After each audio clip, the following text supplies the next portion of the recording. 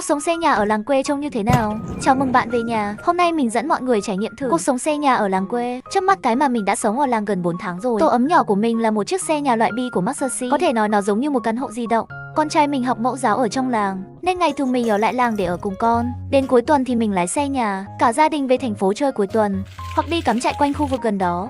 Dù ngôi làng này nằm ngay cạnh sông Hoàng Hà, cảnh rất đẹp, rất hợp để cắm trại, nhưng mình cực kỳ sợ lạnh. Cứ tới mùa đông là chẳng muốn đi đâu, chỉ muốn ở lì trong tổ ấm nhỏ của mình, vừa thoải mái lại vừa ấm áp. Nhiều bạn tò mò hỏi mình đậu xe ở đâu. Mình đậu xe trong sân ủy ban thôn. Ban ngày ở đây có người làm việc nên cảm giác rất an tâm.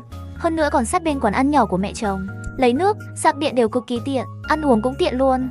Ngày nào mình cũng sang quán ăn ké, ăn no xong thì về xe ngủ, rảnh rỗi thì đi dạo loanh quanh trong làng. Mình thật sự rất thích kiểu sống chậm rãi, thư thả như thế này. Mọi người cũng hay hỏi chi phí sinh hoạt của mình là bao nhiêu.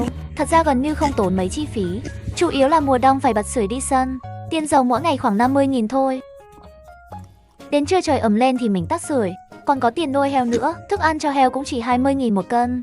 Chỉ là nó ăn hơi nhiều. Sống xây nhà ở làng quê thật sự khá dễ chịu. Chỉ có một điểm chưa hoàn hảo là buổi tối trong sân không có ai, và ngay cạnh sân khấu lớn bỏ hoang đã lâu, nên tối về xe là mình khóa cửa, kéo rèm lại, đóng cửa lại và sống cuộc sống nhỏ bé của riêng mình, không làm phiền những người hát tuồng hay xem tuồng bên ngoài. Có người hỏi mình sống một mình trong xe có sợ không? Qua mấy tháng thì cũng quen rồi. Chỉ cần đóng cửa lại là nơi ấm áp và an toàn của mình. Bạn thấy sống trong xây nhà ở làng quê thế nào? Bình luận cho mình biết nha. Chi phí sống trong RV mùa đông là bao nhiêu? Chào mừng bạn về nhà. Hôm nay mình cùng ngồi tính thử sống trong nhà xe qua mùa đông tốn bao nhiêu tiền. Mùa đông này mình đã ở trong RV được 3 tháng rồi. Tính tổng chi phí sưởi ấm khoảng 3 triệu. Mình ở xe RV Maxxer CV80 bản bi. Năm nay mình chủ đông ở Cam Túc, cuối tháng 9 mới lạnh, chênh lệch nhiệt độ khá lớn, nên ban ngày mình bật quạt, buổi tối thì bật sưởi dầu đi sân khoảng 4 tiếng tốn khoảng 9.000. Lúc ngủ thì chỉ bật chăn điện. Trong xe thì lạnh, nhưng trên giường thì ấm. Mọi người hiểu vì sao mình phải ôm con heo ngủ rồi ha. Tiếp theo là chi phí tiền điện. Chăn điện đúng là công trình sưởi ấm lớn. Trước giờ chưa tính nên không biết, tính ra rồi mới thấy khá tiết kiệm điện. Bật 10 tiếng mà tốn khoảng 2.000 thôi. Loại này có kiểm soát nhiệt và tự ngắt điện, không nó quên tắt rồi bị cháy. Bé heo rất thích nằm trên đó ngủ, ngủ ngon lành luôn.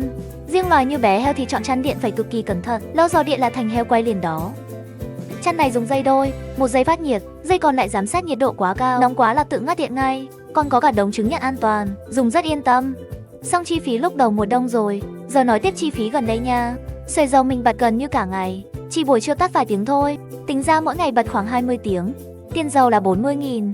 Còn chăn điện thì do mình khá lười, phần lớn thời gian đều cuộn trong xe ngủ. Một ngày nằm trên giường khoảng 15 tiếng. Tiền điện là khoảng 3.000.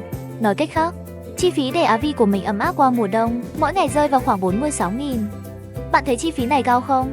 Cho mình biết ở phần bình luận nha. Đón Giáng sinh trong nhà xe là trải nghiệm như thế nào? Giáng sinh năm nay mình đón trong nhà xe. Nhân lúc chồng mình đi mua đồ, mình tranh thủ trang trí nhà xe. Đừng nhìn diện tích chỉ có 8 m², nó chẳng khác gì một căn hộ mini. Có người sẽ nói lẽ chỉ có một ngày thôi, trang trí làm gì cho mệt, vừa tốn công vừa tốn sức. Nhưng thật ra ý nghĩa của ngày lễ là thêm chút ngọt ngào cho cuộc sống bình thường. Cuộc sống mà cũng cần có chút nghi thức, mà mấy món này đâu chỉ dùng một lần, dùng xong cất đi, năm sau lại dùng tiếp. Dùng 10 năm là 10 lần rồi, tính ra cũng đáng lắm chứ. Hoàn thành rồi đây. Nào, xem thành quả lao động của mình nè. Không khí có phải lên đỉnh luôn không? Chồng về rồi, việc nấu ăn giao cho bạn ấy. Mình lái chiếc xe nhỏ của mình qua nhà mẹ chồng đón tiểu quỷ về. Nhà mẹ chồng chỉ cách đây 200-300 mét thôi. Chiếc môi chân nhỏ của mình cũng ổn áp lắm đúng không?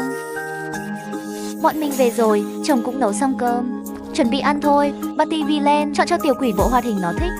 Ông già Noel này mặc đồ ngủ dễ thương ghê. Rót sâm banh nào, nếm thử miếng cay chồng nấu đi. Thôi ăn trước đã, hơi nóng miệng chút để mình ăn giúp cho.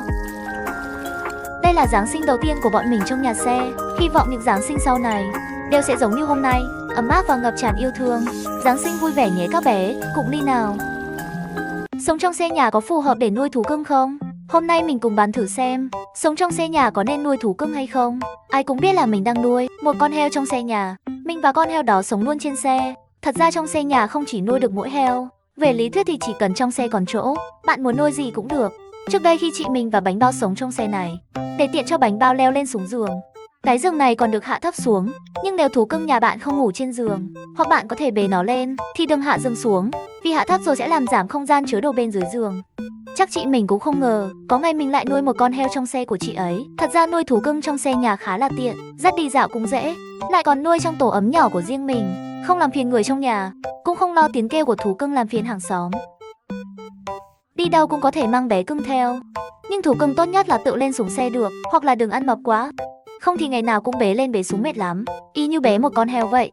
Có lúc mình thật sự muốn đá cho nó xuống xe luôn. Bạn thấy sống trong xe nhà có phù hợp để nuôi thú cưng không?